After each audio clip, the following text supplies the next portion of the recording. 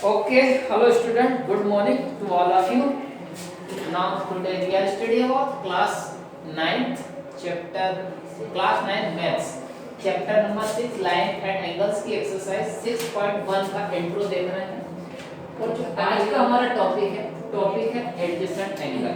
Actually basic term and definitions है, तो उसमें बेसिक टर्म्स एंड डेफिनेशंस में आज हम देख रहे हैं एडजेसेंट एंगल। देखिए एडजेसेंट एंगल क्या होता है। एडजेसेंट का मतलब होता है आसपास, इर्द गिर्द, आस पड़ोस। हम बोलते हैं ना एडजेसेंट, तो एडजेसेंट का मतलब होता है आसपास, बिल्कुल लगा हुआ। ठीक है, जैसे मान लो ये बैठे हैं, इनका एडजेसेंट कौन है, इस साइड ये बैठा है, उस साइड और कोई बैठा है, तो मतलब इनके आसपास बैठे हुए, तो उसको बोलते हैं एडजेसेंट। तो एडजेसेंट एंगल, पहली चीज तो ये कि एडजेसेंट एंगल क्या है ना, दो एंगलों के बीच में कंपैरिजन होता है। कंपैरिजन होता है, दो एंगल होते हैं, दो एंगल के बीच में हम इसकी बात करते हैं। सपोज कीजिए कोई एक एंगल ये है, एक एंगल क्या है, ये है, इसको मैं थोड़ा ऑब्टूस में बना लेता हूं। ये इसका वर्टेक्स O है, ये पॉइंट A है, ये पॉइंट B है। ठीक है, अगर मान लो मैं इस एंगल की बात करूं तो आपको ऑब्टूस एंगल दिखाई दे रहा है। आप क्या लिखोगे, एंगल AOB। जहाँ पे सेंटर में जो लिखा होता है वो मैंने बताया था, पहले बता चुका हूँ कि वो उसके ऊपर हमेशा क्या बनता है, एंगल बनता है। तो एंगल AOB इस पूरे एंगल को रिप्रेजेंट कर रहा है कि आप डायग्राम देखते हो तो आपको लग रहा है कि ऑब्टूस एंगल है। अब क्या होता है एडजेसेंट एंगल में, एडजेसेंट एंगल में क्या होता है कि इस एंगल के बीच में एक लाइन आ जाती है, रे आ जाती है, लाइन नहीं आ जाती, रे आ जाती है। इस एंगल के बीच में एक क्या है, रे है। सपोज ये कोई OC रे है, क्या ये, देखो रे एंड लाइन में ध्यान रखना यार, क्या होता है हमने देखा था, रे क्या होता है एक ही डायरेक्शन में बढ़ती है, उसका एक एंड पॉइंट होता है, वो एक ही डायरेक्शन में बढ़ती है। और लाइन क्या होती है, दोनों डायरेक्शन में बढ़ती है, उसको दोनों साइड एक्सटेंड कर सकते हैं। तो रे एंड लाइन में ये डिफरेंस होता है। एंगल कौन बनाती है, एंगल रे ही बनाती है। एंगल क्या बनाती है, रे ही बनाती है। तो मैंने इसके लिए इसको रे बोला है कि यहाँ पे क्या ना, ये देखो OA भी एक रे है, OB भी एक रे है, एंड OC भी क्या है, ये रे है। अब ये जो एंगल था, ये एंगल क्या ना देखो बढ़ गया, किस में बढ़ गया, अब इसमें एक एंगल तो ये हो गया, और एक एंगल ये हो गया, और दूसरा एंगल ये हो गया। देखिए दो अलग अलग एंगल है, ध्यान रखना, ये दो क्या है, अलग अलग एंगल है। कौन कौन से एंगल है, इस एंगल की बात करूं तो ये एंगल क्या है, एंगल AOC, ये वाला एंगल है। और ये वाला एंगल कौन सा है, एंगल COB। ये दो अलग अलग एंगल है, सेपरेट एंगल है। ठीक है, तो अब यहाँ पे क्या ना, ये जो दोनों एंगल है ना, ये एक दूसरे के एडजेसेंट एंगल है। ये दोनों क्या एक दूसरे के एडजेसेंट एंगल है। ठीक है, अगर मान लो मैं ये बना दूं, अगर मान लो मैं ये बना दूं, ठीक है, ये सपोज O है, ये A है, ये B है, ये C है, और ये D है। एक एंगल ये है और एक एंगल ये है। क्या ये दोनों एडजेसेंट एंगल है क्या ये दोनों एडजेसेंट एंगल है क्या? हाँ, आसपास में। अभी 2 मिनट, अभी आप पता नहीं पाओगे क्योंकि अभी हमने इसको पूरा देखा ही नहीं है, इसकी डेफिनेशन, इसकी कैरेक्टरिस्टिक्स अभी हमने देखी नहीं है, तो अभी आप इसको नहीं बता पाओगे। अब इसको बताने के लिए देखो एडजेसेंट एंगल में क्या ना, 2-3 कैरेक्टरिस्टिक्स होती है। क्या होती है कि एडजेसेंट एंगल क्या होता है, जो भी एंगल होता है ना, उसके बीच में कॉमन रे होती है, कॉमन साइड होती है। एडजेसेंट एंगल जहां पर भी बनते हैं ना, उसमें एक कॉमन साइड होती है। क्या होती है, कॉमन साइड। तो पहली चीज तो ये है कि भैया इसमें क्या ना, एक कॉमन साइड होती है। एडजेसेंट एंगल के लिए क्या होती है,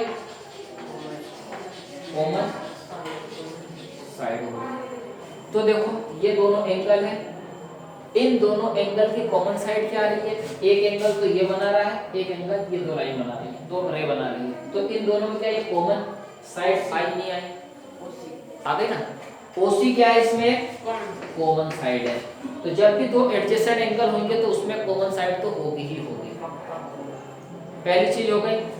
अब ये तो कॉमन साइड है, तो ये दोनों क्या हो गए, नॉन कॉमन साइड। ये दोनों क्या है, नॉन कॉमन साइड। तो इसमें क्या होगी, दो नॉन कॉमन साइड होगी, टू नॉन कॉमन साइड होगी जिसके ऊपर एंगल क्या होगा, बन रहा होगा, OA एंड OB, ये दो नॉन कॉमन साइड होगी। और ये नॉन कॉमन साइड क्या होगी, कॉमन साइड के इर्द गिर्द होगी। कॉमन साइड की क्या होगी, इर्द गिर्द। ये कॉमन साइड है इस साइड, इधर एंड उधर, इधर एंड उधर, ठीक है। कॉमन साइड के इर्द गिर्द, इस साइड एंड इस साइड। तो यहाँ पे क्या है ना, ये दोनों नॉन कॉमन साइड होगी। तीसरी चीज, इसमें कॉमन वर्टेक्स होगा। क्या होगा ये, वर्टेक्स, कॉमन वर्टेक्स होगा। तो देखो इसमें कॉमन वर्टेक्स O आ रहा है, ठीक है। अब जो भी एंगल बनेंगे ना वो कॉमन साइड के दोनों साइड बनेंगे, इर्द गिर्द में। ये कॉमन साइड है, एक एंगल यहाँ पे बना और एक एंगल यहाँ पे बना होगा। ये अगर ये तीनों कंडीशन फुलफिल होती है तो ये दोनों क्या होंगे, एडजेसेंट एंगल होंगे। आया समझ में, एडजेसेंट एंगल क्या होता है, एक कॉमन साइड होना चाहिए, कॉमन साइड के साथ में दो नॉन कॉमन साइड होगी और वो दोनों क्या ना कॉमन साइड के इर्द गिर्द होना चाहिए, ठीक है। और उसमें क्या ना एक कॉमन वर्टेक्स होना चाहिए, ये कॉमन वर्टेक्स है। तब ये दोनों कॉमन साइड के कॉमन साइड के ऊपर जो दोनों एंगल बनेंगे वो क्या होंगे, एडजेसेंट एंगल। तीनों कंडीशन देखो यहाँ पे फुलफिल हो रही है क्या, पहली कंडीशन ही फुलफिल नहीं हो रही है। इसमें कॉमन साइड दिख रही है क्या, कोई सी भी नहीं दिख रही है, ठीक है। तो ये दोनों क्या ना एडजेसेंट एंगल नहीं हो सकते। आया समझ, ये एडजेसेंट एंगल हो गया। एडजेसेंट एंगल के बाद में आता है linear pair of angles, linear pair of angles. चलिए अब देखते हैं linear pair angle. Linear pair angle क्या होता है, जो हम स्ट्रेट लाइन वो स्ट्रेट एंगल देखा था कि स्ट्रेट एंगल कितने का होता है, 180 डिग्री। तो ये होता है हमारा स्ट्रेट एंगल 180 डिग्री का, ठीक है। तो लीनियर पेयर एंगल में क्या होता है, लीनियर एंगल पेयर में कुछ ऐसे होता है। क्या होता है कि एक लाइन होती है और लाइन के ऊपर कोई एक रे स्टैंड है, एक रे क्या है, खड़ी हुई है, जैसे एक रे है। तो क्या होता है, अगर एक लाइन है या फिर अभी लाइन नहीं है कि कोई क्या ना दो एडजेसेंट एंगल है, दो क्या है एडजेसेंट एंगल, और उन दोनों एडजेसेंट एंगलों का सम, दोनों एडजेसेंट एंगलों का सम अगर 180 डिग्री हो जाता है तो उसको बोलते हैं linear pair angle. Any two adjacent angle, कोई भी दो एडजेसेंट एंगल है और उसका सम क्या हो जाए 180 डिग्री, तो उसको हम क्या बोलते हैं, linear pair angle. Linear pair angle हमेशा ध्यान रखना कि the sum of two adjacent angle is 180 degree, then it's called as linear pair angle. कोई से भी यदि मान लीजिए दो एडजेसेंट एंगल है और उन दोनों एडजेसेंट एंगलों का सम 180 डिग्री है तो हम उसको क्या बोलते हैं, लीनियर पेयर एंगल बोलते हैं। सपोज करो ये एक एंगल है और ये एक दूसरा एंगल है। पहले तो देखो क्या दोनों एडजेसेंट एंगल है क्या, यस यस, क्योंकि एडजेसेंट एंगल की सारी कंडीशन को फुलफिल कर रहा है। कॉमन भी है, साइड है, सिंगल वर्टेक्स है, दोनों नॉन कॉमन के ऊपर एंगल बन रहा है, ठीक है। तो ये दोनों क्या होगा, एडजेसेंट एंगल। सपोज करो कि ये 60 डिग्री का है और ये 120 डिग्री का एंगल है, तो ये लीनियर पेयर ऑफ एंगल, दोनों का सम कितना आ रहा है 180 डिग्री। और कोई भी दो एडजेसेंट एंगलों का सम यदि 180 डिग्री होता है तो हम उसको लीनियर पेयर एंगल बोलते हैं। तो यहाँ पे क्या ना, कोई दो एंगल है A प्लस B और उन दोनों का सम यदि 180 डिग्री है तो वो क्या होंगे, linear pair angle. Linear pair, pair मतलब क्या होता है, जोड़ा, जोड़ा। वो जो दोनों जोड़ा है ना हमेशा एक लीनियर क्या होता है, एक लीनियर एंगल बनाएंगे। लीनियर मतलब स्ट्रेट 180 डिग्री की एक लाइन बनाएंगे, लीनियर लाइन, ठीक है।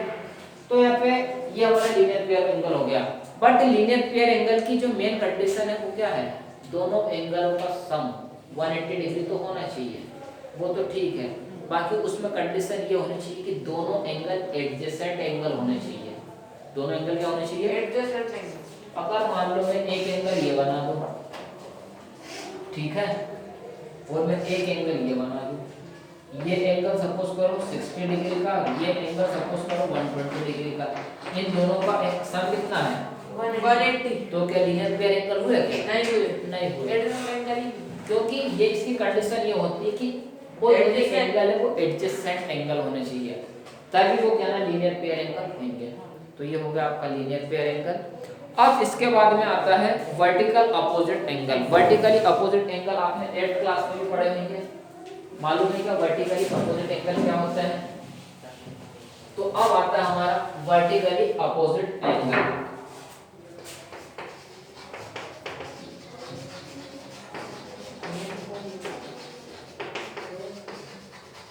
देखो वर्टिकली अपोजिट एंगल्स जो होते हैं ना, क्या होता है, कोई दो लाइन है, कोई दो लाइन एक दूसरे को क्या ना इंटरसेक्ट कर रही है किसी पॉइंट पे। सपोज ये कोई एक लाइन है ए बी, ये लाइन कौन सी है?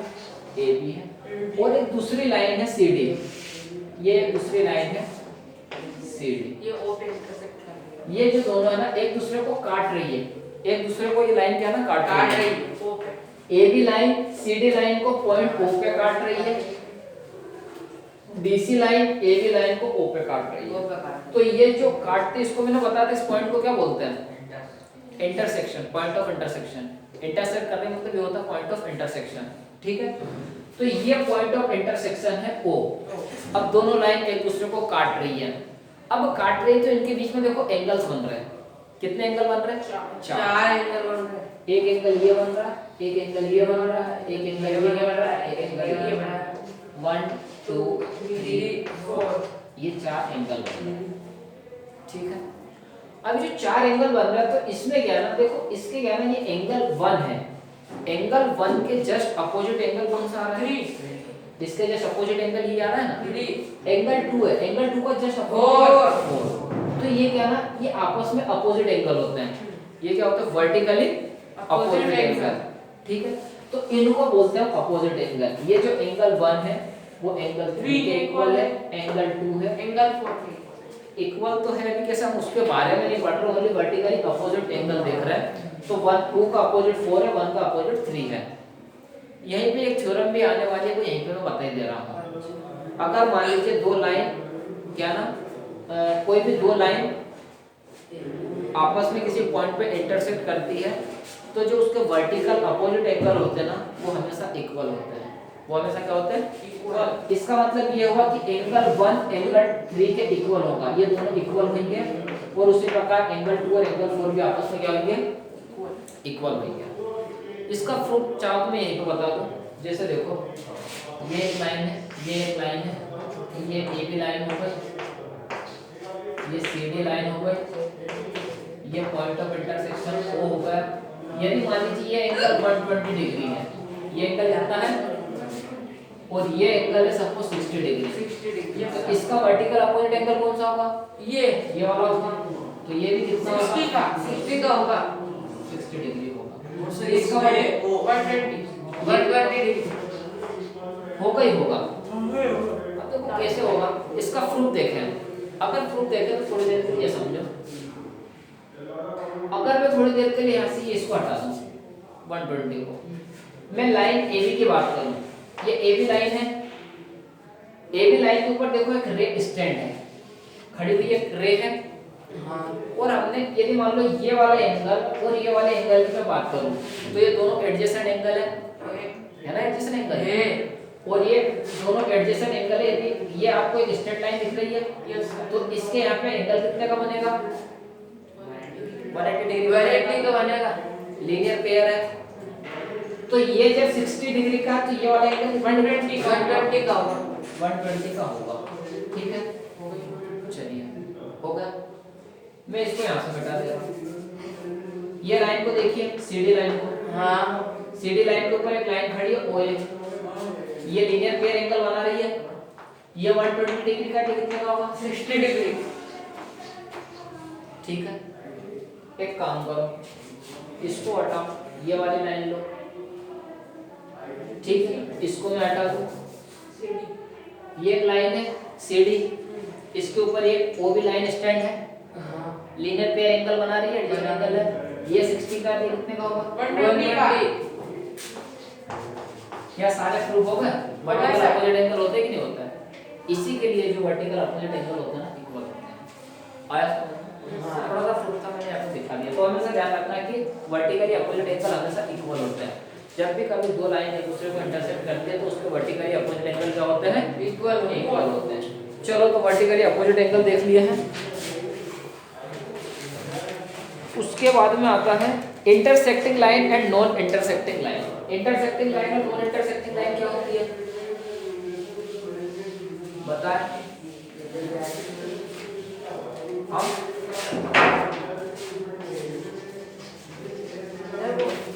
एक लाइन दूसरी लाइन को काट दी। हाँ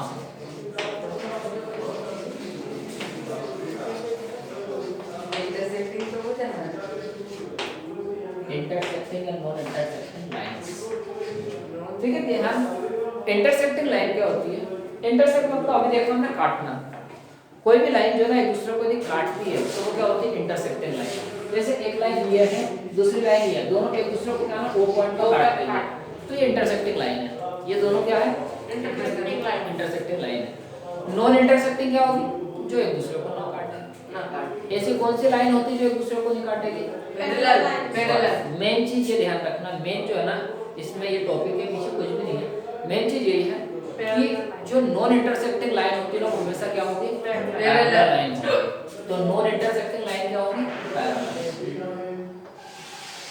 ये है दोनों पैरेलल लाइन और इसको बोलेंगे हम नॉन इंटरसेक्टिंग लाइन।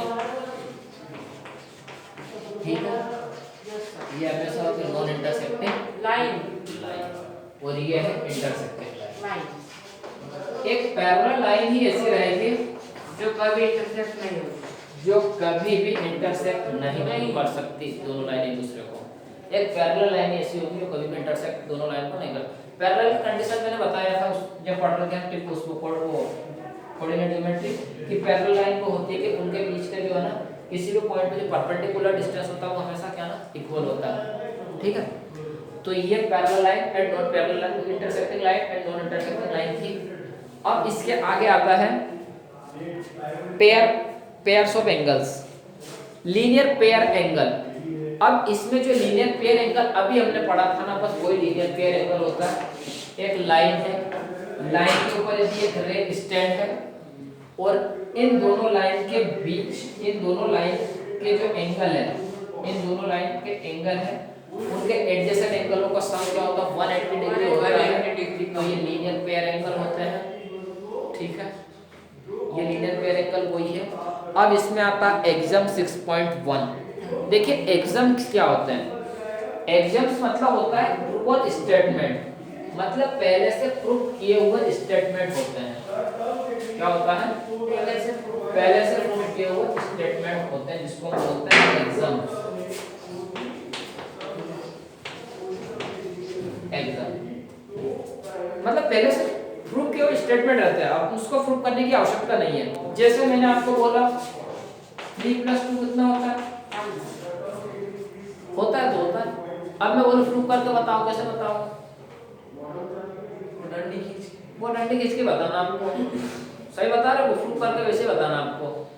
तो अब आप 9th क्लास में आपको डंडी खींच के थोड़ी ना उसको बताओगे सॉल्व करके।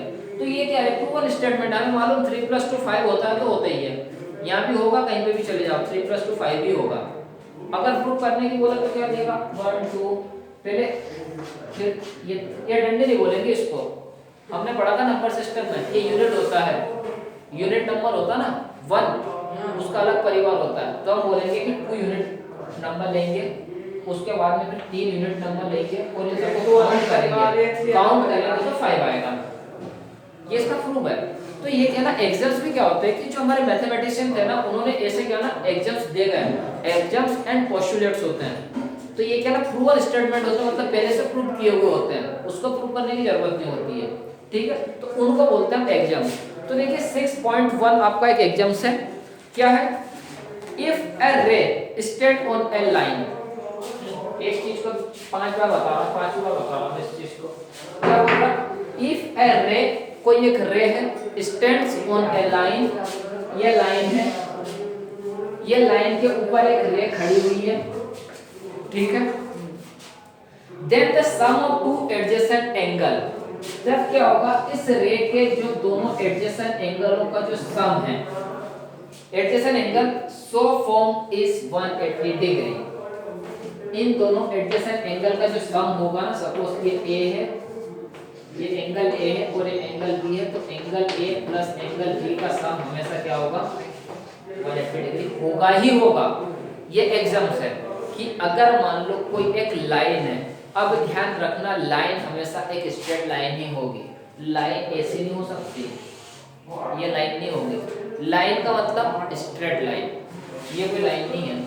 तो वो बोल रहा है कि यदि कोई एक लाइन है, लाइन है मींस स्ट्रेट लाइन है, स्ट्रेट लाइन के ऊपर यदि एक कोई रे स्टैंड है, एक रे खड़ी हुई है, तो उनके एडजेसेंट एंगलों का सम हमेशा 180 डिग्री होगा ही होगा।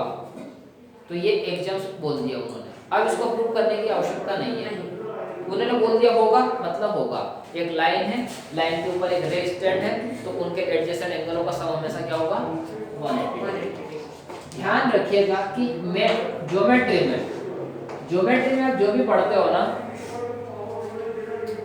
तो उसका क्या ना कन्वर्स भी बताते हैं, कन्वर्स मतलब उसका उल्टा भी बताते हैं। अब यहाँ पे वो क्या बोल रहे हैं कि यदि एक लाइन है, एक लाइन के ऊपर एक रे स्टैंड है, तो उनके दोनों जो दोनों एडजेसेंट एंगल होगा ना, इन दोनों एडजेसेंट एंगलों का सम 180 डिग्री होगा ही होगा। अब मालूम इसका कन्वर्स क्या होगा, वो ये बताएगा कि यदि कोई दो एंगल है, अगर कोई दो एंगल है और उनके ये दोनों एडजेसेंट एंगल है, दोनों क्या है एडजेसेंट एंगल है, तो इन दोनों का सम यदि 180 डिग्री हो गया, अगर इन दोनों का सम कितना हो गया 180 डिग्री हो गया, तो वो एक लीनियर पेयर एंगल बनाएंगे ही बनाएंगे। क्या बनाएंगे, लीनियर पेयर एंगल बनाएंगे। मतलब ये एक लाइन स्ट्रेट लाइन होगी और यहाँ पे क्या है कॉमन लाइन होगी, और इन दोनों एडजेसेंट एंगलों का सम यदि 180 डिग्री आती है, तो ये क्या बनाएगा लीनियर पेयर एंगल। तो उसका उल्टा ही बता रहा है, यहाँ पे वो क्या बता रहा है कि एक लाइन है, उसके ऊपर एक रे खड़ी है, तो एडजेसेंट एंगलों का सम 180 डिग्री होगा। यहाँ पे उसका उल्टा बोल रहा है कि यदि दो एडजेसेंट एंगल है, उनका सम 180 डिग्री है, तो वो लीनियर पेयर एंगल बनाएंगे। लीनियर पेयर एंगल का मतलब एक लाइन होगी और उसके बीच में एक कॉमन साइड होगी। बस ये एग्जाम अगला वाले एग्जाम से एग्जाम 6.2 है, तो ये आपको समझ में आया। एग्जाम 6.1 आया, ठीक है।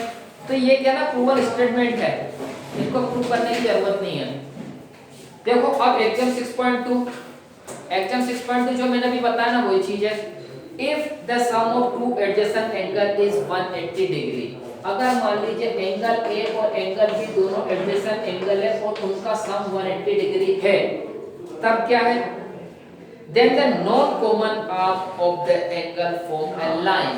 तो जो नॉन कॉमन आर्म है ना, ये जो दोनों नॉन कॉमन आर्म है ना, वो क्या बनाएंगे एक लाइन बनाएंगे, लीनियर एंगल बनाएंगे, लीनियर पेयर एंगल बनाएंगे। तो ये जो देखो ये कॉमन आर्म है, ये क्या है कॉमन आर्म है। जो नॉन कॉमन आर्म है वो क्या बनाएंगे एक लाइन बनाएंगे, ये बना रही है लाइन, ठीक है। तो ये एग्जाम्स क्या हो गया 6.2 हो गया। अब आपकी एक थ्योरम आती है, देखिए थ्योरम मेन होती है। थ्योरम एग्जाम्स एंड पोस्टुलेट्स क्या होता है, एग्जाम्स एंड पोस्टुलेट्स तो मैंने बताया प्रूवन स्टेटमेंट होते हैं, ठीक है। अभी हमने क्या है प्रीवियस चैप्टर पढ़ा नहीं, वैसे वो सिलेबस से रिड्यूस भी हो गया। यूक्लिड ज्योमेट्री जो मैंने कल बताया था ना, वो रिड्यूस होगा, उसको पढ़ना भी नहीं है, उसमें कुछ ऐसी चीजें हैं। ये क्या ना एग्जाम्स पोस्टुलेट्स थ्योरम ये क्या होती है। तो एग्जाम्स एंड पोस्टुलेट्स तो हम देख चुके हैं, अब देखेंगे हम थ्योरम। थ्योरम क्या होती है, थ्योरम ऐसी चीज होती है कि हमें एक स्टेटमेंट गिवन होता है। एक स्टेटमेंट क्या होता है गिवन होता है, उसको हमें क्या ना प्रूव करके बताना होता है। उसको क्या प्रूव करके बताना मतलब उसका कुछ ना कुछ प्रूफ होता है। तो प्रूफ और प्रूफ ये दो में डिफरेंस होता है। देखिए एक होता है प्रूफ और एक होता है प्रूफ। प्रूव दैट, इन दोनों में मालूम डिफरेंस क्या है। प्रूफ का मतलब होता है कि वो पूरा प्रोसीजर किस प्रकार से हम उसको प्रूव कर रहे हैं, और जो लास्ट में यदि मान लीजिए जो भी आंसर आ जाता है लेफ्ट हैंड साइड और राइट हैंड साइड जैसे बोलते हो ना, तो वो प्रूव हो जाता है। तो वो लास्ट में जो आंसर आता है ना प्रूव होता है। और प्रूफ क्या होता है जो आप पूरा प्रोसीजर करते हो, पहले जितना क्या प्रोसीजर करते हो वो सब बताना, वो जो बताते हो ना उसको प्रूफ बोलते हैं, प्रूफ, ठीक है। तो ये दोनों चीज को थोड़ा क्या ना ध्यान रखना। चलिए अब जो आपकी एक थ्योरम आती है वो थ्योरम पढ़ेंगे और उस थ्योरम को प्रूफ करेंगे, उसके बाद में हम एग्जांपल करते हुए एक्सरसाइज तक चलेंगे। आपका ये इंट्रो खत्म होता है यहीं पे। तो एक थ्योरम 6.1 देख लो, थ्योरम 6.1 देखिए स्टेटमेंट वगैरह लिखूंगा नहीं, सभी के पास बुक होनी चाहिए, इतना समय भी नहीं है, मैं स्टेटमेंट लिखूंगा बोर्ड पे। क्या बोल रहा है? If two lines intersect each other, then the vertical opposite angles are equal. जो मैंने अभी आपको बताया था ना, अभी इससे पहले बस वही थ्योरम है। क्या है? If two lines intersect each other, then the vertical opposite angles are equal. If the two lines are intersect each other, दो लाइन क्या ना एक दूसरे को इंटरसेक्ट कर रही है, each other at any point, at point O, then the vertical opposite angles are equal. तो इन दोनों पे जितने भी एंगल बनेंगे उसके वर्टिकल अपोजिट एंगल्स क्या होंगे? Equal. A C B D. देखो दो लाइन है, A B line C D line, दोनों एक दूसरे को सीसी कर दिया। कहां पे? डी कर दो। ठीक है, ये दोनों लाइन क्या ना एक दूसरे को इंटरसेक्ट कर रही है पॉइंट ओ पे। अब इंटरसेक्ट कर रही है तो इसमें चार एंगल बन रहा है। अब चारों एंगल में से क्या ना दो दो पेयर बन रहे हैं, तो दोनों वर्टिकल अपोजिट एंगल है। ये जो एंगल 1 है इसका वर्टिकल अपोजिट एंगल ये एंगल 2 है। ये जो एंगल 3 है इसका वर्टिकल अपोजिट एंगल 4 है। देखो ये में 2 लाइंस एंड 1 लाइन, इसका मतलब मालूम क्या है? क्या? ये दो लाइन मतलब ये दोनों इक्वल एंगल है, ये 1 1 लाइन मतलब ये दोनों इक्वल है। इसको ध्यान रखना। जब भी कभी ऐसा आता ना आपको दिखाई देता ना, ये दोनों लाइन दो दो दिख रही है मतलब इक्वल होगी, इक्वल है, और ये 1 1 लाइन है तो ये दोनों भी इक्वल है। ठीक है, आप इसको कैसे लिखोगे? Angle 1 equals to angle 2 and angle 3 equals to angle 4। मैंने इसको नेमिंग दे दी है, तो आप ऐसे लिखोगे। ध्यान रखना मैंने अभी एंगल, ये एंगल को मैंने कल बताया था, रिप्रेजेंटेशन होता है एंगल्स का। ठीक है, ऐसे लिखते हैं एंगल को। अगर मान लीजिए आपको ऐसे लिखना है तो आप क्या लिखोगे? Angle A O C, angle A O C means ये वाला एंगल वो इक्वल होगा बी ओ डी के, एंगल बी ओ डी ये होगा। उसके बाद में angle C O B, angle C O B ये इक्वल होगा ए ओ डी के, एंगल ए ओ डी के, इस टाइप में। ठीक है, अगर मान लीजिए ये है 60 डिग्री और ये है 60 डिग्री, ये है 120 डिग्री और ये भी है 120 डिग्री, तो जब आप लिखोगे ना, अब इसमें ऐसा मत लिख देना कि एंगल 120 डिग्री, अब इसमें एंगल नहीं लगता है, ये तो उस एंगल की वैल्यू है, ये डायरेक्ट 120 डिग्री उसकी वैल्यू हो गई। अब इसमें एंगल नहीं लगाना है, ठीक है ना। हाँ, यदि मैं लिखता हूँ कि एंगल 1 है तो आप लिखोगे angle 1, but angle 1 equals to what? 120 degree, ये उसकी वैल्यू है। एंगल 1 की क्या है? वैल्यू है। पता चला 120 डिग्री के ऊपर भी एंगल लगा दो, नहीं ये तो उसकी वैल्यू है, एंगल थोड़ी ना लगाना है। ठीक है, तो इसका थोड़ा ध्यान देना। चलिए ये हो गया। अब हमें क्या दिखाना है कि ये जो वर्टिकल अपोजिट एंगल होते हैं वो क्या होते हैं? इक्वल होते हैं। वर्टिकल अपोजिट एंगल क्या होते हैं? इक्वल। देखो ज्योमेट्री में मेन चीज ये होती है कि आपको क्या ना इसको लॉजिक समझ में आना चाहिए, आपको लॉजिक समझना पड़ेगा, क्योंकि अभी मैं जो प्रूफ करके दिखाने वाला हूँ तो आपको समझ में नहीं आएगा कि अब क्या हो रहा है, तो उसको थोड़ा अच्छे से समझना। जैसे यदि मैं प्रूफ की बात करूँ, इसकी बात करूँ, प्रूफ की बात करूँ तो मैं क्या करता हूँ, मैं यदि एंगल ये लेता हूँ BOC, एंगल ये, और एंगल लेता हूँ COA, एंगल ये, इन दोनों का सम कितना होगा? 180 डिग्री होगा। तो मैं लूंगा एंगल BOC ये प्लस ये, तो क्या होगा? Angle BOC plus angle COA, ये पूरा एंगल हो जाएगा ना। एंगल COA इक्वल टू कितना है? 180 डिग्री। ये आपकी इक्वेशन फर्स्ट हो गई। अब इसी प्रकार यदि मान लीजिए मैं इन एंगलों की बात करूं 3 और 1 के, COA एंड AOD, ये दोनों का सम भी कितना होगा? 180 डिग्री। तो मैं लेता हूं angle COA plus angle AOD, इन दोनों का सम भी कितना होगा? सर AOB की D, AOD, ठीक है। इन दोनों का सम भी क्या होगा? 180 डिग्री। अब देखो इन दोनों का सम 180 के इक्वल है, इन दोनों का सम 180 के इक्वल है, तो ये दोनों आपस में इक्वल होगी कि नहीं होगी? होंगे। होगी ना। भैया ये लिखा है 2 + 5 = 7 और 6 + 1 = क्या है? 7 तो क्या मैं 2 + 5 = 6 + 1 लिख सकता हूँ ना? लिख सकते हो 7 7 ठीक है। तो वही चीज यहाँ पे है, इन दोनों का सम 180 डिग्री, इन दोनों का सम 180 डिग्री। क्या मैं इन दोनों को ऐसे इक्वल लिख सकता हूँ? यस सर क्या होगा? Angle BOC plus angle COA equals to angle COA plus angle AOD। ये दोनों इक्वल है आपस में। अब इसमें देखो कॉमन क्या आ रहा है? COA क्या कॉमन नहीं आ रहा है? आ रहा ना कॉमन? तो देखो सॉरी ये दोनों कॉमन आ रहा है। यदि मैं क्या करूं, इस टर्म को इक्वल के इस साइड लेके आ जाऊं, COA के में इक्वल के इस साइड लेके आऊं तो किसमें जाएगा? माइनस क्या ये दोनों कट जाएंगे कि नहीं कट जाएंगे? बढ़ जाएगा plus angle BOC equals to, इसको मैं इक्वल के इस साइड लेके आ रहा हूं, एंगल AOD लिख दूं पहले प्लस एंगल COA, और ये जो CO है इसको इक्वल के इस साइड लेके आता हूं माइनस का COA। दोनों कट गए कि नहीं कट गए? Angle BOC equals to angle क्या आ गया? Angle BOC equals to AOD हो गया प्रूफ। यस सर सिमिलरली अब इधर इन दोनों को भी कर लेना, ये इसका प्रूफ है और कुछ भी नहीं। ओके आया समझ में? यस ठीक है। तो अब हम क्या ना इसके एग्जांपल्स कल देखेंगे, कल इसका सॉल्यूशन भी देखेंगे। देखिए ये जो ज्योमेट्री होती है ना, ज्योमेट्री में मेन चीज इंट्रो इसका बहुत मेन है ज्योमेट्री में, और इसके जो अपन क्वेश्चंस करते हैं ना वो क्वेश्चंस मेन है। मैं इसका सॉल्यूशन करवाऊंगा ना, सॉल्यूशन में सब कुछ नहीं करवाऊंगा, सॉल्यूशन आपको हिंट दे दूंगा कि ये हमको इस टाइप से सोल्व करना है। अब कल हम इसके एग्जांपल्स करेंगे और इसके एक्सरसाइज पे बात करेंगे। Thank you.